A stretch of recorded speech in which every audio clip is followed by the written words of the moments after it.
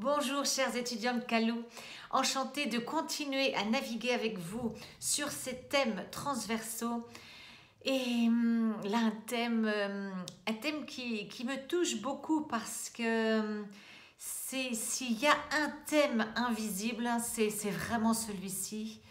Et c'est celui du handicap, des handicaps, des personnes handicapées, de ces êtres que nous oublions, que nous cachons dans certaines cultures, que nous maltraitons par nos oublis, mais aussi par nos actions, par notre manque d'intégration. Des personnes qui sont handicapées par justement le manque d'accès, le manque d'opportunités, le manque de visibilité et le manque de dignité que nos différentes sociétés et nos approches leur procurent. J'ai le souvenir, quand on parle de handicap, j'ai 3 souvenirs qui me viennent en tête. Le premier, c'est 2004. Je crois que c'est un ouragan au Salvador. Et je suis plus 100% sûre que ce soit le Salvador, mais je pense que vraiment, voilà. Et je vais visiter, je travaille pour ECHO, donc le département d'aide humanitaire de l'Union européenne. Je vais visiter, monitorer des projets. Et là, j'arrive, donc c'était vraiment une réponse d'urgence. J'arrive dans une auberge avec des centaines de personnes déplacées. Et donc, cette ONG qui s'occupait de gérer cette auberge, voilà, d'amener l'aide, de former aussi les volontaires sur place, vraiment de créer quelque chose qui ressemble à un centre d'accueil de déplacés avec qui les protège et qui leur assure la satisfaction de leurs besoins basiques et en même temps dans un environnement qui leur permette de gérer ce traumatisme épouvantable d'avoir tout perdu en un moment. Et je me souviens de 2 choses. Je me souviens de 2 choses de ce projet-là. Une équipe fantastique, un beau projet. Et je me souviens de 3 choses. Je me souviens de la photo d'équipe, je l'ai encore, de la photo qu'on avait prise tous ensemble après la visite. Mais les 2 choses qui m'avaient frappé au niveau du projet, c'est que je les ai vus, ils avaient un certain nombre de chaises roulantes. Et justement, ils étaient en train de me parler ils allaient utiliser une ligne qu'on avait encore à cette époque-là dans les projets ECHO, qui était une ligne qu'on disait de contingence. Donc en fait, là-dedans, on utilisait soit c'était pour couvrir les besoins peut-être de nouvelles urgences pendant l'urgence ou de choses auxquelles on n'avait pas pensé.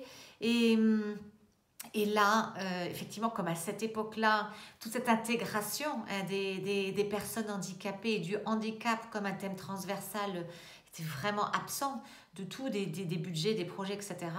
Il m'expliquait comme il voulait utiliser cette ligne de contingence pour rendre accessible en fait l'accès aux sanitaires, l'accès à la salle commune pour les repas, etc.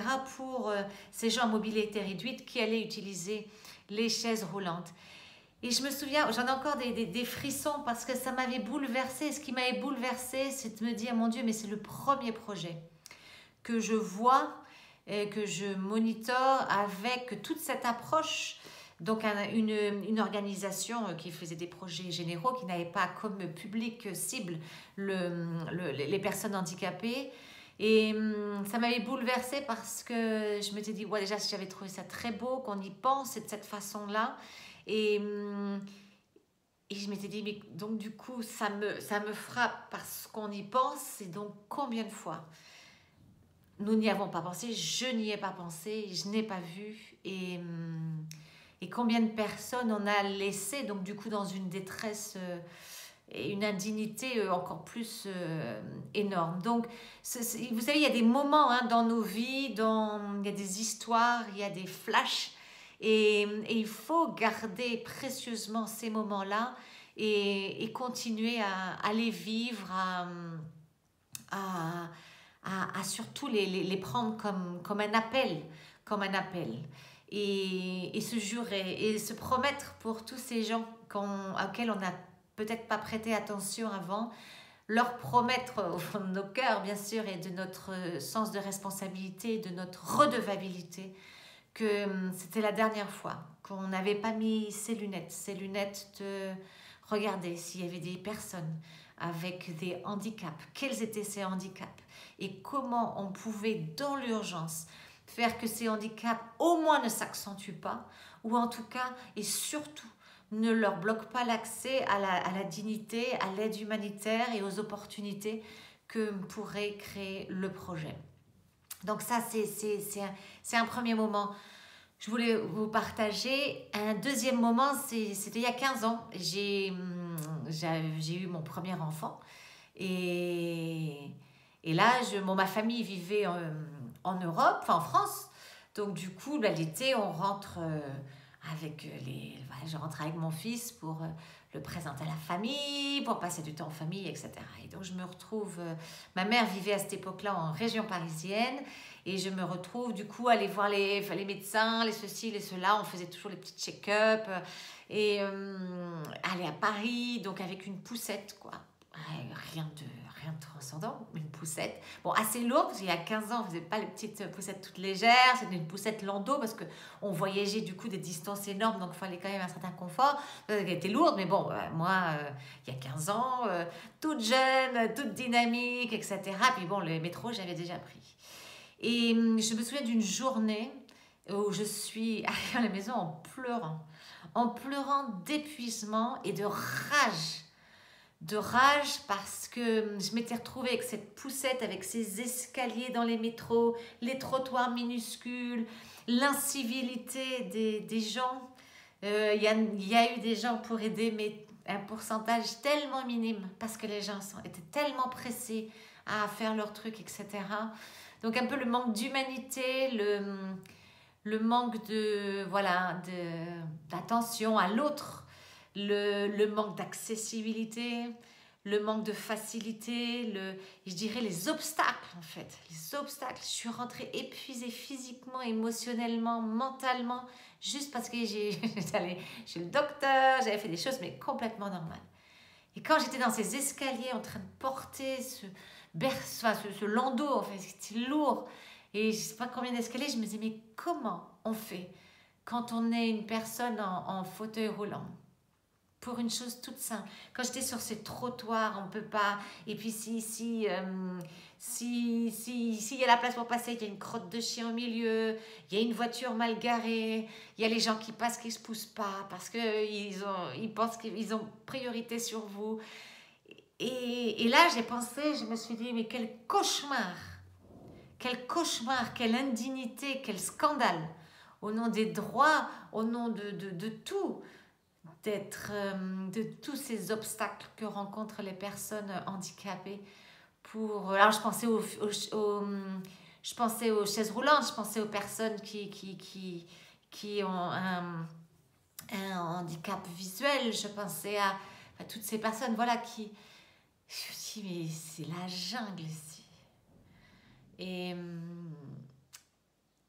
Et ça m'a bouleversée. Et ça m'a bouleversée parce que c'était un petit peu cette expérience c'est pas que c'était difficile, parce que c'est pas ça.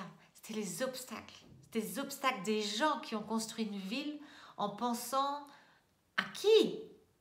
À qui? À un type de personne. Celui qui est mobile, celui qui n'a pas de dépendant, ou qui n'a pas de dépendance, celui qui... Et j'ai dit, c'est inacceptable, scandaleux. Donc, voilà, ça c'est un moment aussi qui a été charnière, et je me suis souvenue ce jour de mon expérience au Salvador, et voilà, des choses qui ont ancré encore plus cette prise de conscience de... non seulement les lunettes, non, les questions qu'on doit se poser, mais les obstacles qu'on se doit de ne pas mettre, au moins ça. Et la troisième prise de conscience, c'est que les circonstances de la vie, quoique je crois qu'il n'y a jamais de circonstances, enfin il n'y a jamais de hasard, mais me fait qu'en 2000, je crois 12, je me retrouve au... Non, pas 2012, 2011, non 2010, bon, je vais y arriver, bon, à peu près par là. Je me retrouve à travailler avec Handicap International au Népal.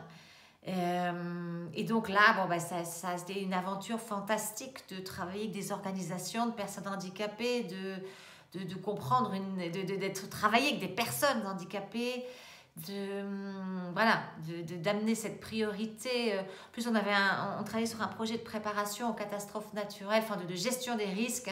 Et un des rôles, une des casquettes que le bailleur de fonds nous avait donné, c'était vraiment de travailler avec les différentes ONG qui travaillaient aussi sur la gestion des risques, à intégrer la dimension handicap dans leur programme de community-based disaster risk reduction, dans les programmes de gestion des risques au niveau communautaire.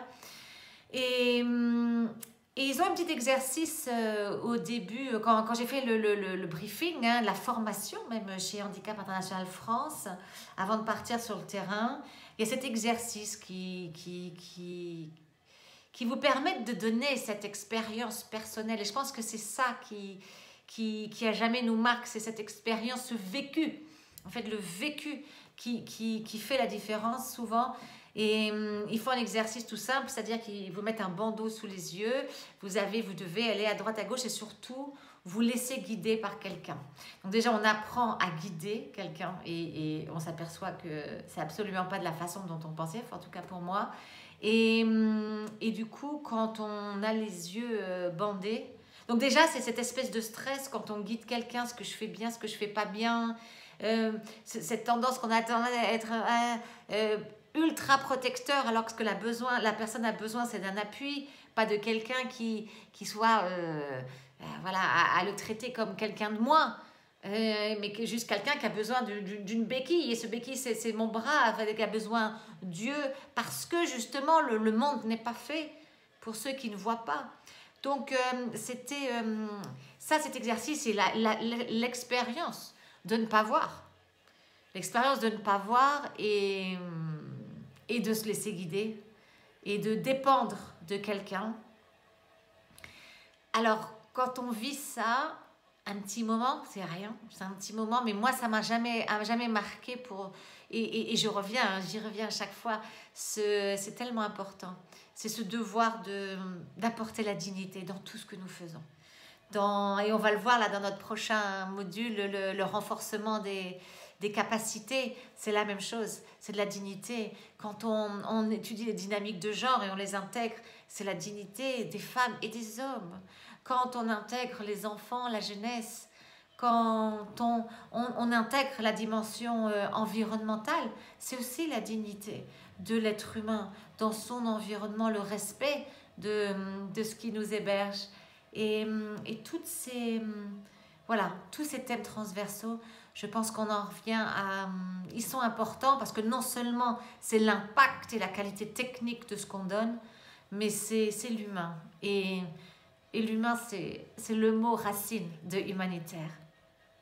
Merci, je vous retrouve très, très, très vite sur le thème essentiel, basique et colonne vertébrale du renforcement des capacités institutionnelles et communautaires lors d'un projet humanitaire.